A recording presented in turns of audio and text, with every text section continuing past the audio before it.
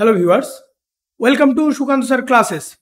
তো এক নজরে ভারতের ইতিহাসের আমাদের যে সিরিজ চলছিল, আজকে তার 7 নম্বর ভিডিও।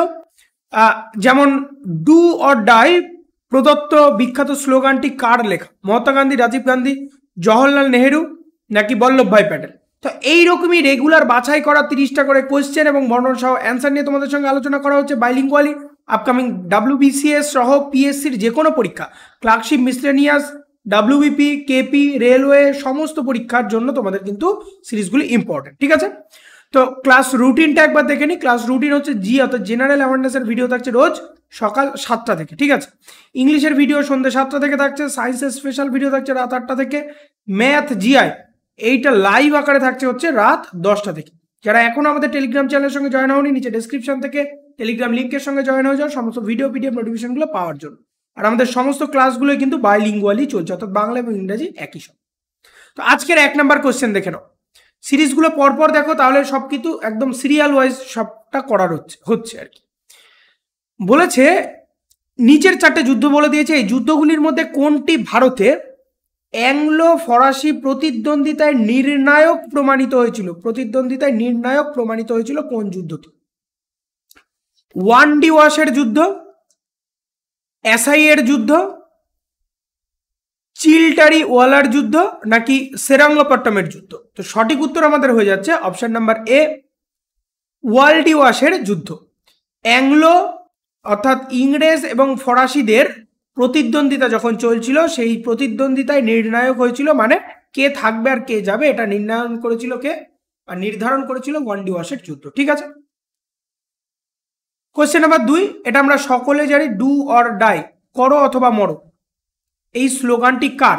দেখো এসএসসি সিপিও সাব ইন্সপেক্টরে আসা 2005। ঠিক আছে, পরবর্তীতে প্রচুর এই ধরনের পরীক্ষাগুলোতে এই একই কোয়েশ্চেন এসছে, তো সবকটা লেখা সম্ভব নয়। ডু অর ডাই এটা হচ্ছে কার স্লোগান? মহাত্মা গান্ধী, বল্লভভাই প্যাটেল, জওহরলাল নেহেরু নাকি রাজীব গান্ধী? সঠিক উত্তর আমাদের হয়ে যাচ্ছে মহাত্মা গান্ধী। ঠিক আছে, মহাত্মা গান্ধীর স্লোগান ডু অর ডাই। বোঝা গেল, ডু অর ডাই মহাত্মা গান্ধীর স্লোগান।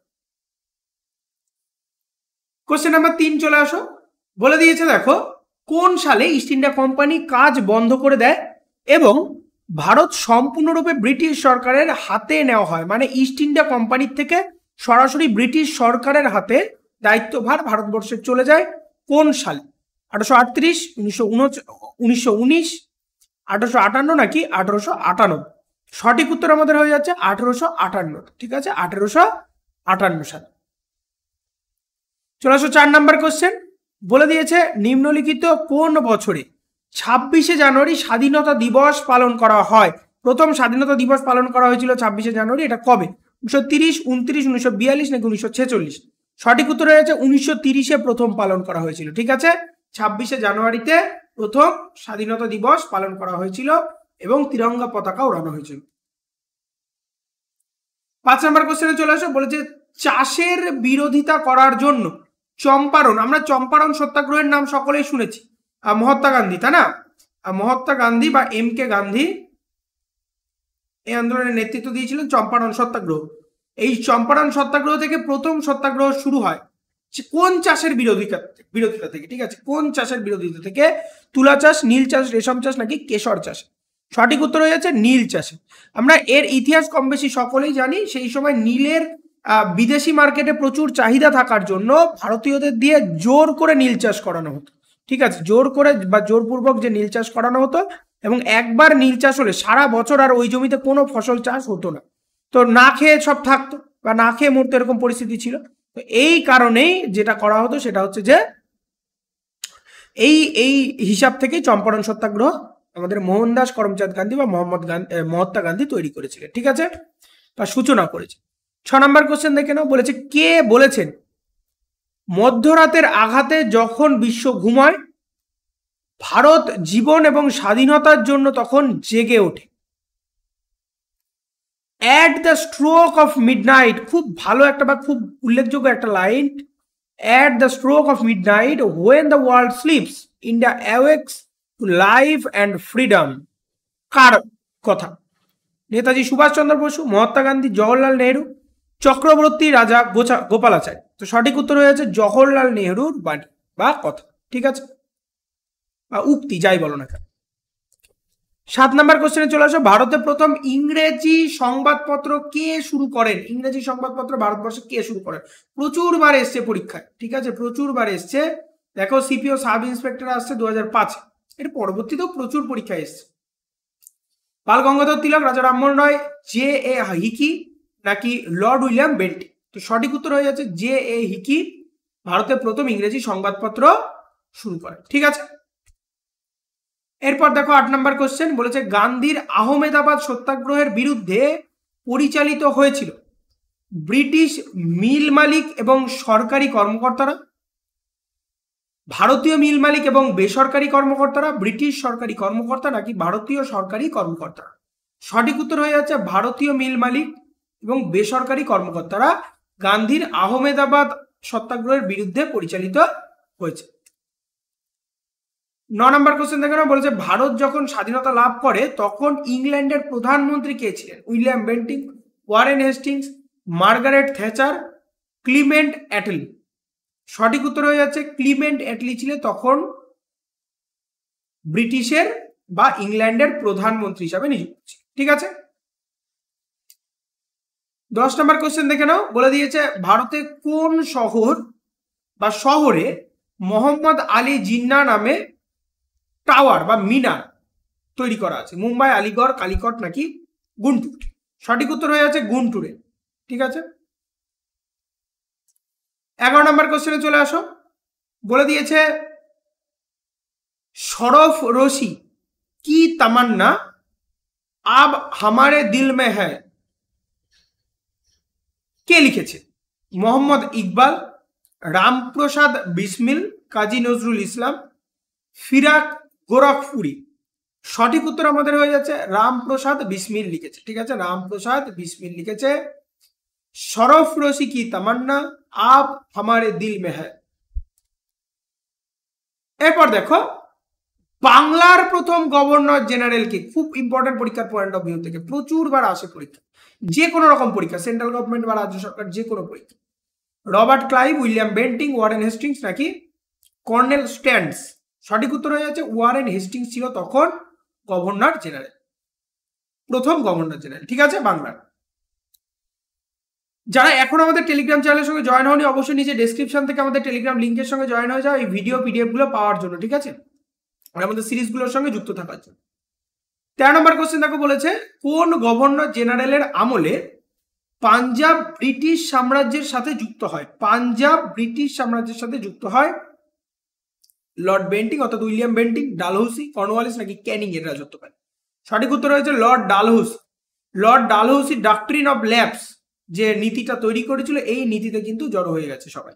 ডক্ট্রিন অফ ল্যাবস বলতে যে রাজ্যের রাজার কোনো সন্তানাদি থাকবে না সেই রাজ্য সরাসরি ব্রিটিশদের হাতে চলে যাবে এবং তার বদলে ব্রিটিশরা তাকে সুরক্ষা দেবে, ঠিক আছে, এটা ছিল ডক্ট্রিন অফ ল্যাবসের একটা বৈশিষ্ট্য।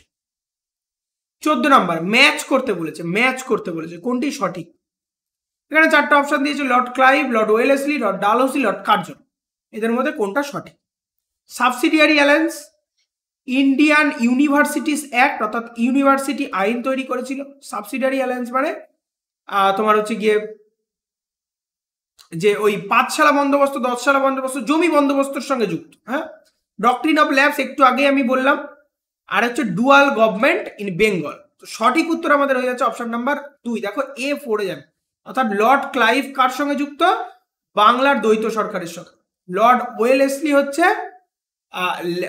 ল্যাবসের মতবাদ হচ্ছে এটা ডক্ট্রিন অফ ল্যাবস বলতে ওই যে সন্তানাদি না থাকলে সেই রাজ্য রাজার দখলে, ইংরেজদের দখলে চলে যায়। বি হচ্ছে বি হচ্ছে 1, এটা হচ্ছে 3 নাম্বার হচ্ছে এইটা, সি হচ্ছে 3, এটা হয়ে যাচ্ছে 1 আর এটা হয়ে যাচ্ছে 2, ঠিক আছে। লর্ড কার্জন বিশ্ববিদ্যালয় আইন পাস করছে। 15 নাম্বার কোশ্চেনে চলে আসো, বলে দিয়েছে যে এসএসসি কম্বাইন্ড লেভেলে আসা 2005-এ নিচের নেতাদের মধ্যে কাকে হত্যা করা হয়নি? Mahatma Gandhi, Liaquat Ali Khan, Muhammad Ali Jinnah, Lord Louis Mountbatten. সঠিক উত্তর হয়েছে মোহাম্মদ আলী জিন্নাহকে কিন্তু কোনো হত্যা করা হয়নি, বাদ বাকি সবাইকে কিন্তু হত্যা করা হয়েছে, ঠিক আছে। 16 নম্বর কোশ্চেনে চলে আসো, বলেছে পরপর সাজাতে বলেছে, অমৃতসরের সন্ধি, বেসিনের সন্ধি, শ্রীরঙ্গপট্টমের সন্ধি, সলবাইয়ের সন্ধি, পরপর সাজাও। সঠিক উত্তর হয়ে যাচ্ছে প্রথমে চলে আসছে ডি, এটা হয়ে যাচ্ছে সলবাই সন্ধি সবার প্রথম, তারপরে চলে আসছে এটা, তারপরে চলে আসছে এটা, তারপরে লাস্টে চলে আসছে অমৃতসরের সন্ধি, এইখানে পরপর সালে। ঠিক আছে, তাহলে এইগুলোর সমস্ত সম্বন্ধে যদি না জানা থাকে, আমরা তো জাস্ট কোশ্চেন অ্যান্সার নিয়ে আলোচনা করছি, তো এগুলো সম্বন্ধে যদি না জানা থাকে তাহলে তোমার হচ্ছে গিয়ে কিন্তু ঠিকঠাক মতো জানা যাবে না, তাই না? তাহলে সব কটা সন্ধি বা সব কটা ঘটনাগুলো কালক্রমে জেনে রাখতে হবে। 17 নম্বর কোশ্চেনে চলে আসো, বলেছে দেখো ট্যাক্স অ্যাসিস্ট্যান্ট এসছে, ভারত সরকার 1919 নামেও পরিচিত, এটার 1919 নামে পরিচিত কোনটা? মার্লেমেন্টো সংস্কার, গুটেন মন্টেগু চেমসফোর্ড সংস্কার, নিয়ন্ত্রণ আইন, নাকি পিটস ইন্ডিয়া আইন? সঠিক উত্তর হচ্ছে মন্টেগু চেমসফোর্ডের সংস্কার, এটা ভারত সরকার 1919 নামেও পরিচিত। ঠিক আছে, 18 নম্বর কোশ্চেন চলে আসো, ভারতীয় জাতীয় কংগ্রেসের জনককে? ভারতীয় জাতীয় কংগ্রেসের জনক কাকে বলা হয়? মহাত্মা গান্ধী, এভি হিউম মানে Alan Octavian Hume, Lokmanya Tilak, নাকি সুরেন্দ্রনাথ ব্যানার্জি? সঠিক উত্তর আমাদের হয়ে যাচ্ছে অ্যালান অক্টোভিয়ান হিউম। ঠিক আছে, নিচের মধ্যে কে গদর আন্দোলনে গুরুত্বপূর্ণ ভূমিকা পালন করেছিলেন? স্বামীজি কৃষ্ণ শর্মা, লালা হরদয়াল, বিপিনচন্দ্র পাল, নাকি বিষ্ণু গণেশ পিংলে? সঠিক উত্তর হয়ে যাচ্ছে লালা হরদয়াল কিন্তু কোন আন্দোলনের সঙ্গে যুক্ত? গদর আন্দোলন বা গদর পার্টির সঙ্গে যুক্ত ছিল। চলো আজকের 20 নম্বর কোশ্চেন, বলে দিয়েছে মহাত্মা গান্ধী আইন অমান্য এবং কর প্রদান না করার জন্য তার অনুপ্রেরণার ঋণী ছিলেন কে? Thoreau, Leo Tolstoy, John Ruskin এবং গোপাল কৃষ্ণ গোখলে। বলেছে মহাত্মা গান্ধী আইন অমান্য এবং কর প্রদান না করার জন্য তার অনুপ্রেরণায় ঋণী ছিলেন কে, মানে তার অনুপ্রেরণায় অনুপ্রাণিত হয়েছিলেন কে? সেটা হচ্ছে থোরো। ঠিক আছে, 21 নম্বর দেখো, বলে দিয়েছে নিচের কোন বিবৃতিটি 1857 সালের বিদ্রোহ, অর্থাৎ 1857 সালে কোন বিদ্রোহ হয়েছিল? সিপাহী বিদ্রোহ বা মহাবিদ্রোহ যাই বলো না কেন, বিদ্রোহের প্রকৃতিকে সবচেয়ে ভালোভাবে ব্যাখ্যা করে? ক্ষমতা ফিরে পাওয়ার জন্য পুরনো রাজনৈতিক ব্যবস্থার শেষ প্রচেষ্টা, ব্রিটিশ সেনাবাহিনীর সিপাহীদের একটি অংশের বিদ্রোহ, সাধারণ শাসনকে উৎখাত করার জন্য সাধারণ মানুষের সংগ্রাম, একটি সীমিত ভারতীয় জাতি প্রতিষ্ঠার প্রচেষ্টা? কোনটিকে ভালোভাবে ব্যাখ্যা করতে পারে? তো এটা হয়ে যাচ্ছে অপশন নাম্বার 1। দেখো ক্ষমতা ফিরে পাওয়ার জন্য পুরনো রাজনৈতিক ব্যবস্থার শেষ প্রচেষ্টা হিসাবে আমাদের যেটা 1857 সালে মহাবিদ্রোহ তাকে কিন্তু ব্যাখ্যা করা যায়। ঠিক আছে, এরপর আমাদের কি আছে? 22 নম্বর কোশ্চেনটা বলে দিয়েছে টিপুর অধীনে ভূমি রাজস্ব কি হয়? প্রধানত রাজস্ব কর্মকর্তাদের মধ্যে সংগ্রহ করা হয়, মূলত টিপু অর্থাৎ টিপু সুলতান কর্তৃক নিযুক্ত সরকারি কর্মকর্তাদের সংগ্রহ করা হয়, মধ্যবর্তী ডায়েরি দ্বারা সংগ্রহ করা হয়েছিল, সুলতানের হাতে যেতে দেওয়া হয়নি। সঠিক উত্তর আমাদের হয়ে যাচ্ছে মূলত টিপু সুলতানই নিযুক্ত সরকারি কর্মকর্তাদের সংগ্রহ করেছিলেন বা একত্রিত করেছিলেন। ঠিক আছে, পরের কোশ্চেন দেখো বিখ্যাত আইএনএ বিচারের উকিল কে ছিলেন? ভুলাভাই দেশাই, প্রচুর ইম্পর্টেন্ট কিন্তু প্রচুর বার এসছে পরীক্ষায়। ঠিক আছে, পরীক্ষার পয়েন্ট অফ ভিউ থেকে ভিভিআই। আশরাফ আলী, সুভাষচন্দ্র বোস, নাকি সি গোপালাচারী? তো সঠিক উত্তর হচ্ছে ভুলাভাই দেশাই। ঠিক আছে, ইনি ছিলেন আইএনএ বিচারের উকিল। 24 নম্বর কোশ্চেন চলে আসো, বঙ্কিমচন্দ্র চট্টোপাধ্যায় কোন সালে আনন্দমঠ রচনা করেন? বঙ্কিমচন্দ্র চট্টোপাধ্যায় কোন সালে আনন্দমঠ রচনা করেন? সঠিক উত্তর হয়ে যাচ্ছে 1858, 1892, 1882, এর কোনোটি। সঠিক উত্তর হয়ে যাচ্ছে 1882। ঠিক আছে, 1882-তে বঙ্কিমচন্দ্র চট্টোপাধ্যায় আনন্দমঠ রচনা করেন। ঠিক আছে, 25 নম্বর কোশ্চেন দেখে নাও, ভারতের গভর্নর জেনারেল যিনি ভারতে ইংরেজি প্রবর্তনের সূচনা করেছিলেন, কোন গভর্নর জেনারেল প্রথম ভারতবর্ষে ইংরেজি প্রবর্তনের সূচনা করেন? লর্ড কার্জন, ম্যাকওয়েল, বেন্টিং, নাকি ওয়ারেন হেস্টিংস? তো সঠিক উত্তর হয়ে যাচ্ছে লর্ড বেন্টিং। ঠিক আছে, লর্ড বেন্টিং শিক্ষা সম্বন্ধে প্রচুর কাজ করেছিলেন, যদিও লর্ড বেন্টিং হচ্ছে ভারতীয় গভর্নর জেনারেল যিনি ইংরেজি প্রত্যাবর্তনের প্রথম সূচনা করেন। ঠিক আছে, 26 নম্বর কোশ্চেন চলে আসো, নিচের মধ্যে কে গান্ধীজি দক্ষিণ আফ্রিকায় গিয়েছিলেন? বিজি তিলক, বল্লভভাই প্যাটেল, জি কে গোখলে, নাকি জে এল নেহরু? অর্থাৎ এখানে সঠিক উত্তর হয়ে যাচ্ছে জি কে গান্ধী, গোপাল কৃষ্ণ গোখলে। লবণ সত্যাগ্রহ কত সালে ঘটেছিল? প্রচুর বার এসছে পরীক্ষায় একই কোশ্চেন। 29, 30, 1931 নাকি 1932? তো সঠিক উত্তর হয়েছে 1930-এ লবণ সত্যাগ্রহ ঘটেছে। ঠিক আছে।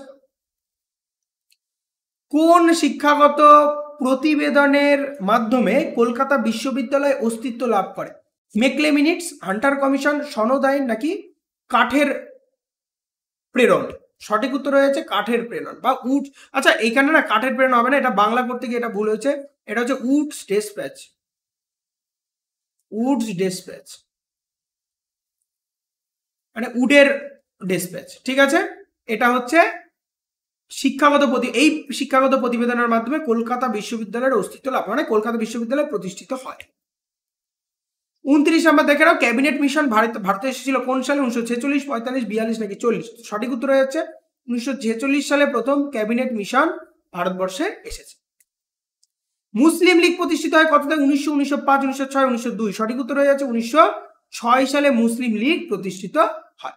ঠিক আছে, তো আজকে এই 30টা কোশ্চেনই রেগুলার আমাদের এই রকমের ইতিহাস, ভূগোল, পলিটি, ইকোনমিক সমস্ত সাবজেক্ট, কারেন্ট অ্যাফেয়ার্স, স্ট্র্যাটেজিকের সবগুলোর ভিডিও কিন্তু তোমরা সকাল 7টায় পেয়ে যাচ্ছ।